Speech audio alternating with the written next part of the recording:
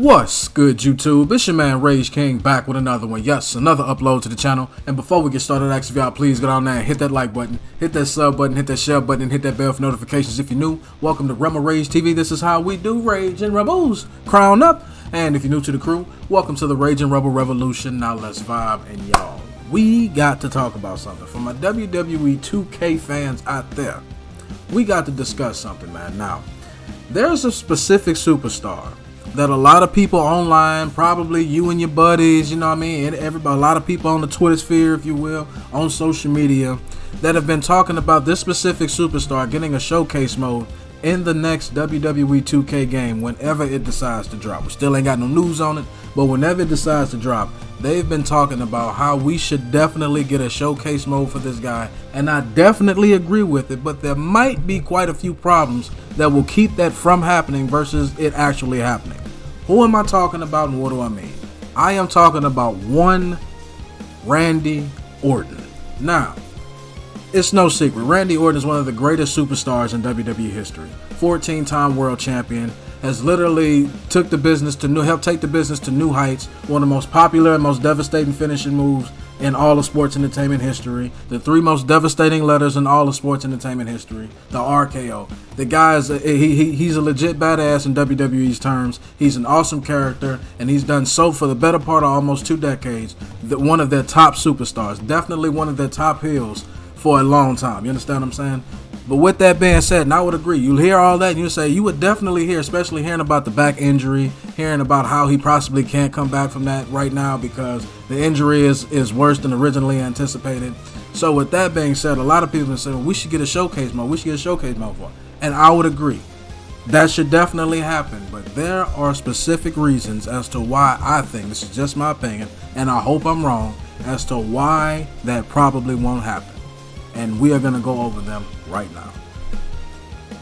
As I've stated before, Randy Orton is one of the greatest WWE superstars of all time, and that goes without saying.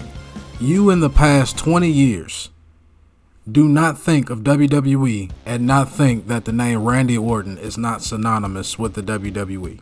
You think about the 3 most destructive letters in WWE history, the RKO. You think about the punt kick.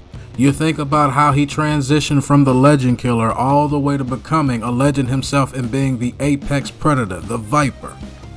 The guy we known as the legend, Randy Orton. All kind of championships, a first ballot Hall of Famer, no doubt about it.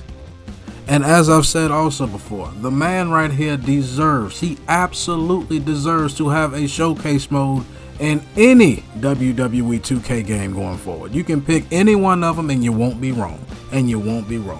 However, Mr. Randy Orton probably won't, and again, I hope I'm wrong, he probably won't have that happen simply because Randy Orton and his first championship. Now, what do I mean by that? Now, when you think about a showcase mode, right?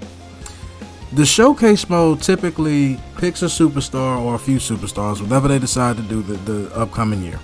They pick a superstar and they pick the moments, they pick the matches, they pick the situations of the past years, of the yesteryears, if you will, that basically highlight their career and help make them become the legend that we know and love today. That help become the superstars and the wrestlers that we know today, become the absolute legends that, quite honestly, gave them the showcase mode in the video game to begin with. Now, you look at Randy Orton, 14 world championships. People are going to want to look at how he began his career. They're going to want to look at all those epic moments that Randy Orton has had, and he's had countless of them. Punt kicking Vince McMahon, RKO and Stephanie, all the battles he's had with Triple H, the likes of Shawn Michaels, Rey Mysterio, John Cena, the list goes on, Batista, the list goes on and on.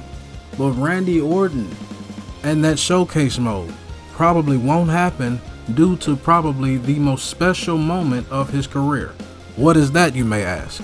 I truly believe that one of the most, if not the most special moment of each and every WWE superstar / professional wrestler is their very first world title win.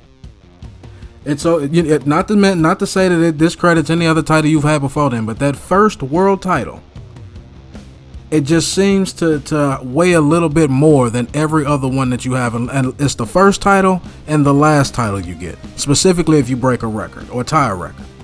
But Randy Orton's first title is one of the biggest issues, is one of the most controversial issues known in wrestling history, and to be honest, it's not even truly his fault. Now, for those that are old enough to remember and were there to see Randy Orton capture his first world championship, I just so happened to be there. It was in 2004. It was at a Backlash.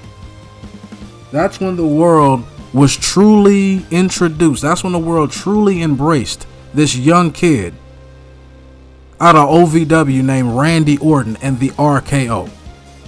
Because on that night on Backlash, when he won his very first championship, he won his very first world championship, against a very controversial man. For those that are old enough to remember, you probably know who I'm talking about. For those that don't, allow me to enlighten you.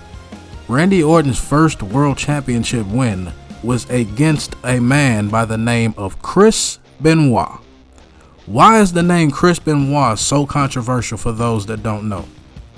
Chris Benoit was one of wrestling's most decorated professional athletes. He was. He had one of the most special moments when he embraced another legend by the name of Eddie Guerrero at the end of WrestleMania 20, when they both finally captured World Championship gold on the grandest stage. Well, Eddie won it before then, but they were both world champions on the grandest stage of them all. One of the most powerful moments in wrestling. However, Chris Benoit was involved in let me just say this. He deleted his wife, he deleted the life of his kid, and he deleted the life of himself, per reports. It was one of the darkest moments in wrestling history. It made worldwide news. Basically, he offed himself, he offed his wife, he offed his son, and he offed himself. And since then, he's only been mentioned a few times in WWE history, and each and every time you try to go back and replay it, and if it wasn't concrete video, it's edited out because of the dark, heinous crime that Chris Benoit had committed. And due to that, and that being Randy Orton's first world championship, because think about it. You see 14-time world champion, right? Everyone is going to want to know, well, what did it all begin? When did he win that very first championship? It just so happened for Randy Orton in showcase mode, he just so happened to win his first world championship against a very controversial man at that time. Well, that we know now, not at that time, but as we've grown to know now, by the name of Chris Benoit. Now, if you do a showcase mode, as I've said before, you're going to want to go back and you want to go to highlight his greatest moments. One of his greatest moments will always be his first world championship, and also with winning that first world championship, becoming the youngest WWE World Heavyweight Champion in history. So that championship not only being his first, but him being the youngest world champion in WWE history further carries greater impact. And it just so happened for him, not his fault, not meaning Randy Orton, not his fault. It just so happened that he won it against what would become one of the most infamous professional wrestlers of all time by the name of Chris Benoit. And I think due to the politics of that, and not wanting to bring Chris Benoit to a WWE product or any product at all, due to the dark past and the dark history that man has placed, the dark cloud that incident has placed over the WWE and professional wrestling, I think that would be the reason why. The politics and the people you are going to piss off if Chris Benoit dare touches another video game, specifically a WWE product, and it sells. So unfortunately for Randy Orton, I think that Chris Benoit is the reason why we won't get a Randy Orton showcase mode, but I hope I'm wrong. But that's just my opinion, man. Y'all let me know down in the comment section what y'all think about that, man. As long as y'all remain respectful and logical, we can have a conversation. That's the end of my video. Hope y'all enjoyed. It's been a pleasure making it for you, and I'll catch y'all later.